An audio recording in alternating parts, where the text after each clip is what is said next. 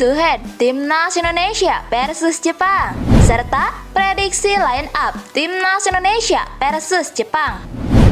Sebelum lanjut ke berita pertama, kami minta dukungan Sobat Sang Garuda untuk like, subscribe, dan aktifkan tanda loncengnya biar kamu tidak ketinggalan update terbaru dari channel ini. Jika sudah, mari kita lanjut ke berita pertama.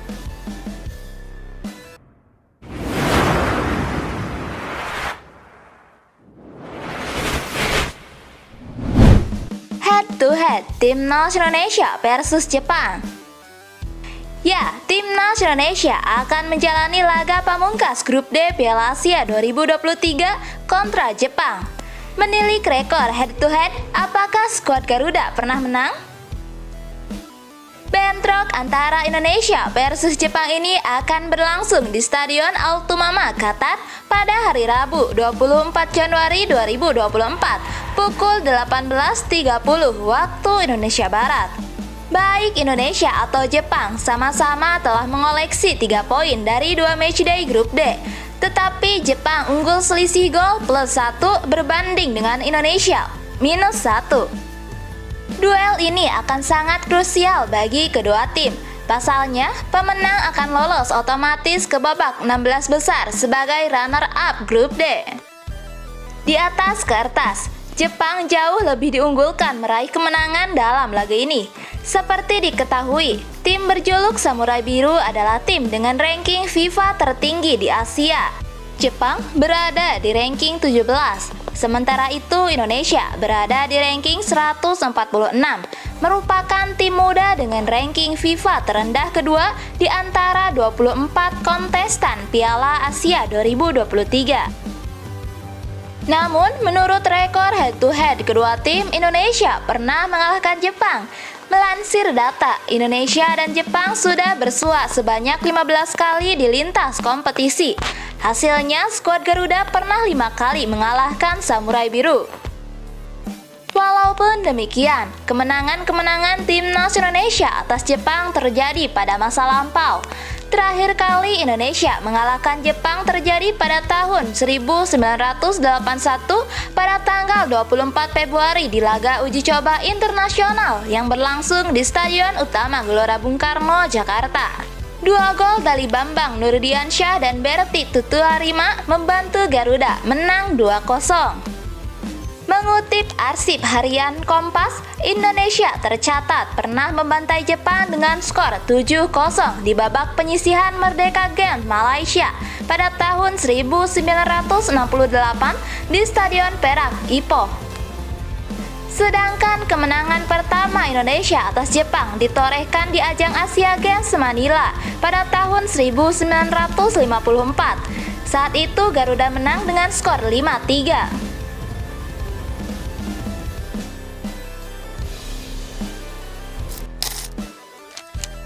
Kapten Timnas Indonesia Asnawi Mangku Alam berzikir ingat kemenangan Timnas atas Vietnam. Ya, Kapten Timnas Indonesia Asnawi Mangku Alam menuliskan zikir sembari mengunggah foto saat Timnas Indonesia mengalahkan Vietnam pada laga Piala Asia 2023-2024. Kapten Asnawi menampilkan momen krusial dalam laga Indonesia versus Vietnam yang membuat dirinya berada dalam sorotan, yakni momen tendangan penalti pada menit ke-42 yang menjadi pembeda dalam laga tersebut. Deretan foto yang dipilih Asnawi di Instagram berisi momen sebelum penalti saat menendang tendangan 12 pas dan perayaan gol yang dicetaknya bersama rekan-rekan di Timnas Indonesia. Hasbunallah wa ni'mal wakil. Demikian takarir singkat yang dituliskan Asnawi sembari mencantumkan keterangan berupa bendera Indonesia dan Vietnam serta tanggal. Unggahan Asnawi tersebut mendapatkan respon positif dari netizen. Sejak diupload pada sekitar Senin tanggal 22 Januari dini hari waktu Indonesia, sudah terdapat lebih dari 100.000 tanda likes dan lebih dari 1.000 komentar. Prediksi line up Timnas Indonesia versus Jepang.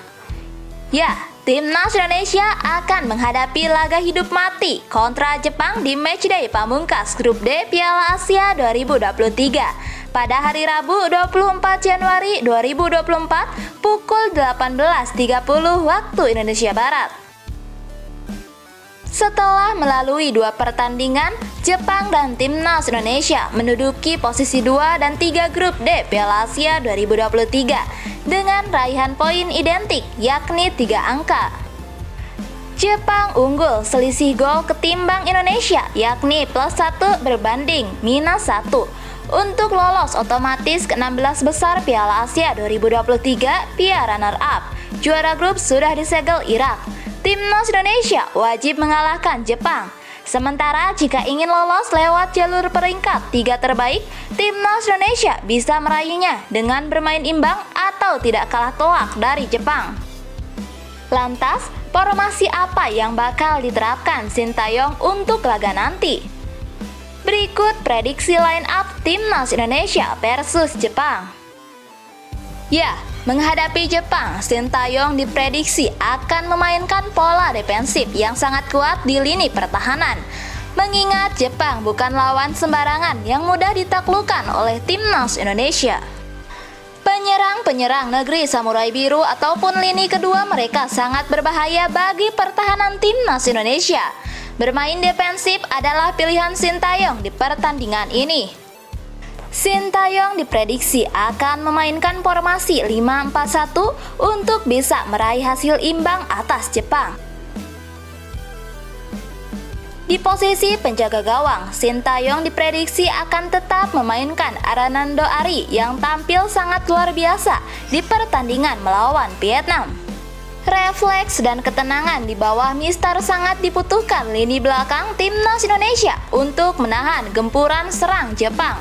Apalagi Jepang sudah sesumbar untuk mengalahkan Timnas Indonesia untuk bisa lolos otomatis ke babak 16 besar Piala Asia.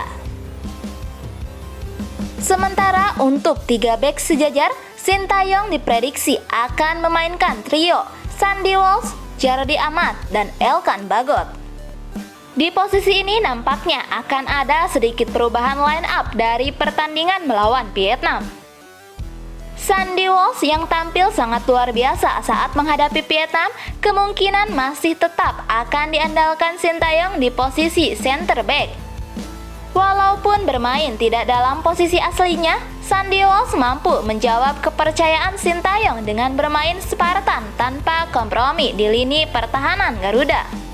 Saat menghadapi Jepang nanti, Sintayong sangat membutuhkan sosok Sandy Walsh untuk menahan gempuran serangan Jepang terutama dari sisi kanan pertahanan Garuda. Selain itu, sosok Sandy Walsh yang bisa membuild up ataupun sesekali melakukan overlap ke lini pertahanan Jepang diharapkan bisa menjadi petaka buat negeri Samurai Biru.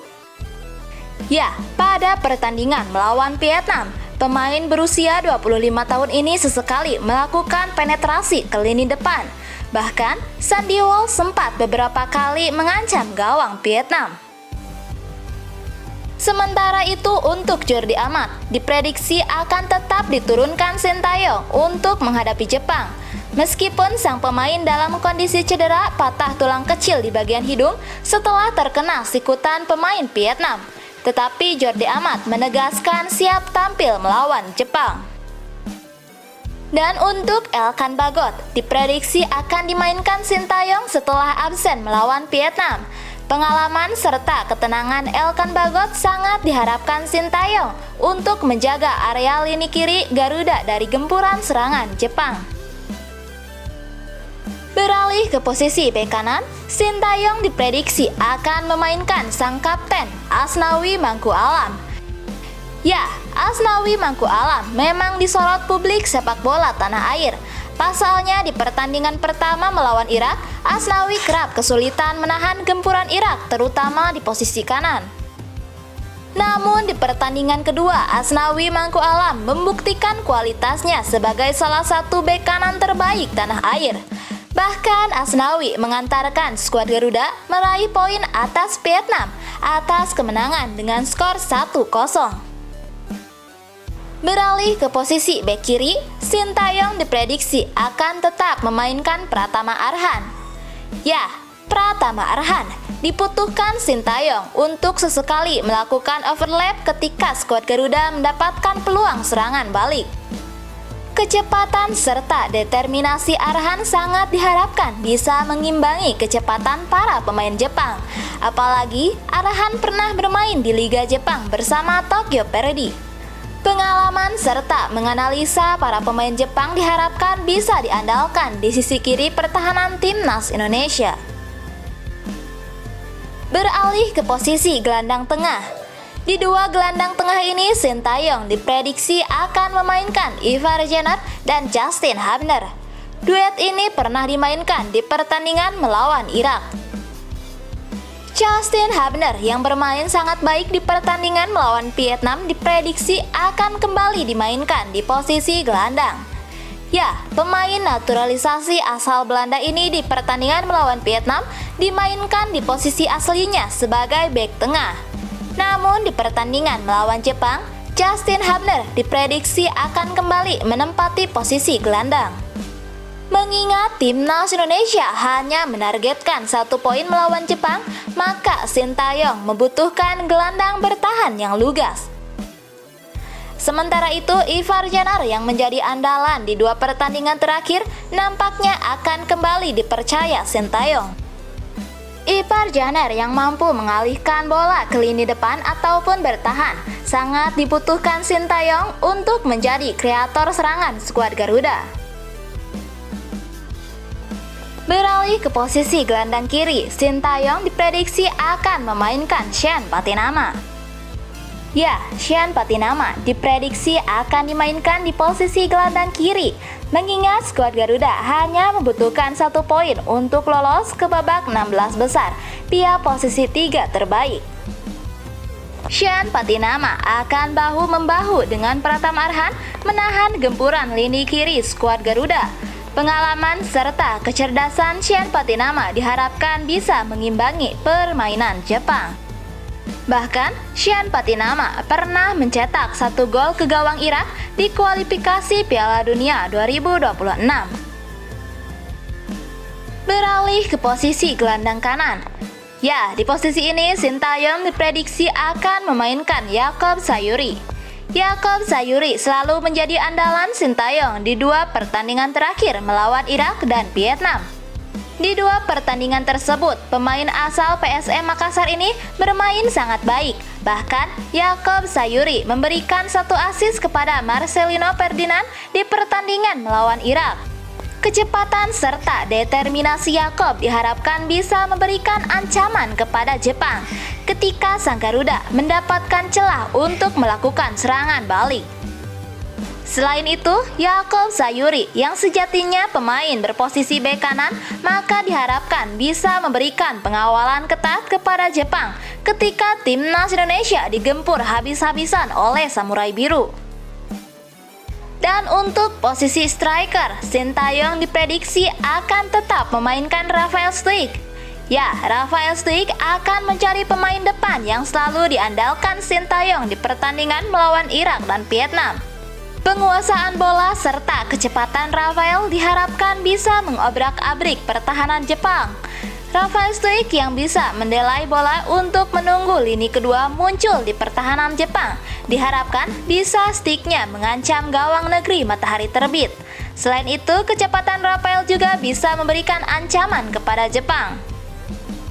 Ya, mungkin itulah prediksi line up Timnas Indonesia versus Jepang versi sang Garuda Timnas. Gimana menurut kalian? Coba tulis di kolom komentar.